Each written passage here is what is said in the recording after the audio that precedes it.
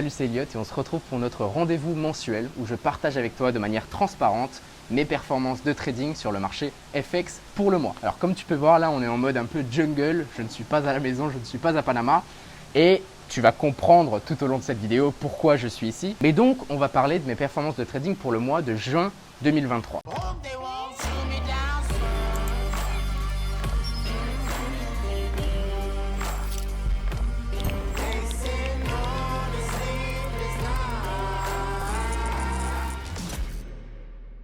Alors, le mois de juin 2023, je ne vais pas te le cacher, a été très compliqué pour moi, pour des raisons personnelles et des raisons aussi psychologiques, mentales. Des raisons personnelles parce que tout simplement, le mois de juin, c'est le mois où j'ai fait un lancement du Smart Finance Pro, qui est un programme sur la finance personnelle et l'investissement long terme, programme que je prépare depuis très longtemps. Et là, le mois de juin, c'était le lancement, etc. Donc, tu peux imaginer que c'est quelque chose qui me prend du temps et qui me prend aussi de l'énergie mentale. Donc, finalement, je suis un petit peu moins focus sur mon trading perso.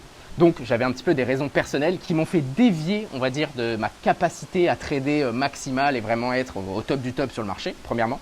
Et deuxièmement, psychologique, parce que tout simplement, le mois de mai, donc le dernier mois, a été un mois négatif pour moi. Je te l'ai aussi partagé sur YouTube, je te partage mes mois, qu'ils soient en positif ou en perte. Mais donc, le mois dernier était un mois négatif. Donc, le mois de juin, crois-moi, j'avais envie de le terminer en positif. Pour des raisons personnelles, financières, ça c'est évident, mais aussi honnêtement, pour des raisons d'ego. Il faut bien que tu comprennes que pour moi, le fait de partager ces performances, c'est vraiment un petit stress en plus finalement, parce qu'il n'y a pas seulement un enjeu financier, mais aussi un enjeu, on va dire, un peu public, parce que je sais qu'il y a des personnes qui me suivent, et je sais qu'il y a beaucoup de personnes qui attendent que je fasse n'importe quoi pour dire « Ah bah tu vois, je le savais, ce gars en fait depuis le début, il était mauvais, il fallait juste attendre que le moment arrive. » Et ce qui a été en fait super intéressant, enfin intéressant et absolument horrible à vivre personnellement, mais c'est que les premiers 20 jours du mois de juin, j'étais aussi en négatif pour le mois de juin. Crois-moi, le 19e jour, j'avais vraiment les boules parce qu'en terminant le mois de mai en négatif, je voulais vraiment te montrer comment remonter d'un drawdown. Je t'ai même fait des vidéos sur comment survivre à un drawdown.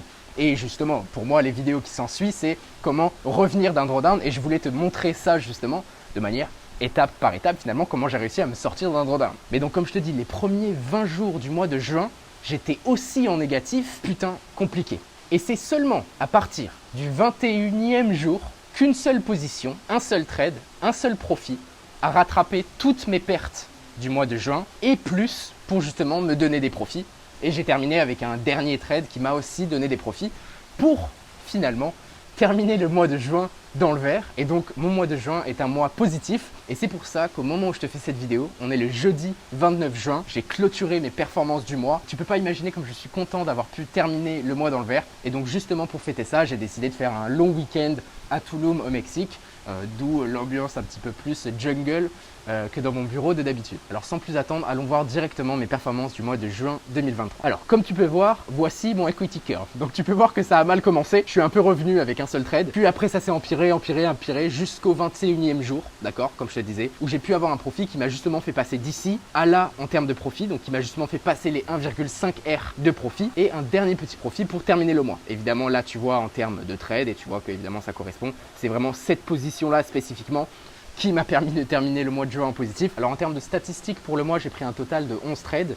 Trade en cours, j'en ai un. J'ai un short sell qui est sur 4 Swiss qui est en cours avec un profit qui est à plus 0,25 pour le moment. Je cherche à add-in, donc j'ai pas beaucoup de volume dessus. Tu vas aussi comprendre qu'en fait, j'avais pas beaucoup de volume sur la table ce mois-ci parce que justement, j'étais en drawdown en commençant le mois déjà. Bref, j'ai eu 6 trades perdants, seulement 4 trades gagnants. Ma perte moyenne était de moins 0,55 R, donc encore une fois, facteur de risque R. Donc si on a un risque de 1000 € par trade, moins 0,55, ça veut tout simplement dire que ma perte moyenne, elle, est de 550 $ de perte en moyenne. Maintenant, mes profits, mon gain moyen, lui, est à 1,36 R. Donc on a quand même un ratio qui est positif, qui veut dire pareil avec un facteur R à 1000 $ par exemple. Ça veut dire qu'en moyenne, mes profits atteignent 1360 $. J'ai quand même eu un drawdown maximum à moins 1,5 R, profit flottant qui est à plus 0,26 R, comme je t'ai expliqué, c'est le 4 Swiss que j'ai en short sell en ce moment, qui me fait donc terminer le mois de juin à plus 2,12 R. Donc on peut le voir ici dans mes performances mensuelles, le mois de mai était en négatif et le mois de juin, on repasse en positif. Maintenant, si je regarde mes performances sur l'année, c'est à vrai dire très intéressant parce que comme tu peux voir, le début de l'année, j'ai eu des séries de gains à la suite et tu peux voir que mon equity curve a pris beaucoup et j'ai fait de très bons mois, d'accord? Sauf que à partir de ici, tu peux voir, donc ça c'était littéralement mon mois de mai et s'en est suivi le mois de juin, ok? Tu peux voir que littéralement ici, j'ai une perte, 2, 3, 4, 5, 6, 7, 8, 9, 10, 11. Et littéralement, il y a 2 petits profits au milieu. Mais donc, tu vois que des séries de pertes, ce qu'on appelle des losing streaks, ce sont des choses qui arrivent à des traders amateurs et ce sont des choses qui arrivent à des traders professionnels. Ok? Maintenant, ce qui va vraiment marquer la différence entre un trader débutant et un trader professionnel, c'est qu'un trader professionnel, après une série de 11 pertes à la suite, il n'aura pas perdu son compte. Alors qu'un débutant, il y aura laissé toute sa vie. Ok? Et comme tu peux voir, en fait, on regarde cette série de pertes. Alors certes, évidemment, mon equity curve a baissé. Sauf que tu peux voir, les pertes, pour la plupart, n'étaient pas grosses. Par la suite, j'ai réduit mon risque maximal aussi. Donc j'ai continué à me prendre des pertes, mais les pertes étaient finalement plus petites. Et tu peux voir qu'on est finalement en correction. Et donc il m'a seulement fallu une grosse position, un gros trade qui passe. Et quand je dis un gros trade, ce n'est pas un trade où j'ai mis énormément de volume et c'était ça passe ou ça casse. Non, c'est que tous mes trades avaient de très bons risk to reward.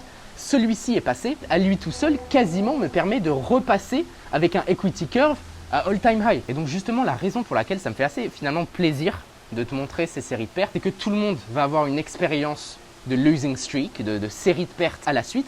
Et crois-moi, mentalement, psychologiquement, à ce moment-là, donc comme je te dis, le 19e jour du mois de juin, littéralement dans ma tête, j'ai l'impression que tout est contre moi. Je peux faire ce que je veux sur les marchés. Au moment où je vais acheter, le prix va chuter.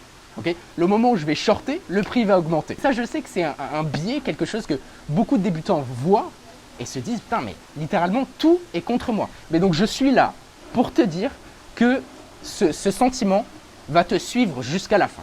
D'accord? Ce sentiment va te suivre jusqu'à la fin. Mais ce qui va te différencier, encore une fois, c'est ta stabilité mentale. C'est le fait de ne pas te dire « Putain, mais qu'est-ce qui se passe ?» et essayer de faire n'importe quoi et finalement détruire ton compte, de 1. Et de 2, finalement, ton risk management et continuer à respecter tes règles de trading pour pas finalement faire des erreurs qui sont par la suite irrécupérables. Comme tu peux voir, j'ai une série de pertes, oui. Est-ce qu'elle est récupérable? On voit ici, littéralement, c'est une correction de tendance haussière. Et il faut que tu le vois comme ça.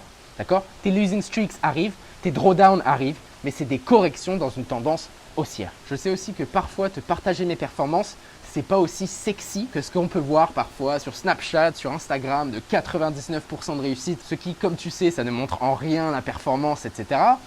Beaucoup de personnes aussi qui, finalement, sont meilleures que moi, font des meilleures performances à court terme. Parce que pour moi, au bout du compte, si c'est réellement ton métier, c'est quelque chose que tu vas faire pendant des années. Et la vraie question qu'il faut que tu te poses, c'est est-ce que tu veux être rentable assez longtemps pour pouvoir poster des screenshots de tes profits sur Instagram et mettre des photos de ton voyage à Dubaï que tu as pu te payer grâce à tes quelques profits de trading court terme que tu as pu faire et après ça se casse la gueule et puis retour à la réalité, etc. Ou est-ce que tu cherches réellement à être rentable à long terme afin de réellement bâtir une richesse, un vrai patrimoine, faire augmenter ta fortune personnelle et finalement devenir riche, d'accord? Mais pas juste riche, on a l'impression que tu es riche. Non, riche en mode le back-end c'est full cash et t'es là quoi. Bref, sur ce, comme toujours, on va maintenant aller étudier les trades que j'ai pu prendre justement pendant ce mois de juin et je vais te montrer justement ce fameux trade qui m'a permis de revenir en positif pour le mois de juin. Donc sur ce, allons-y.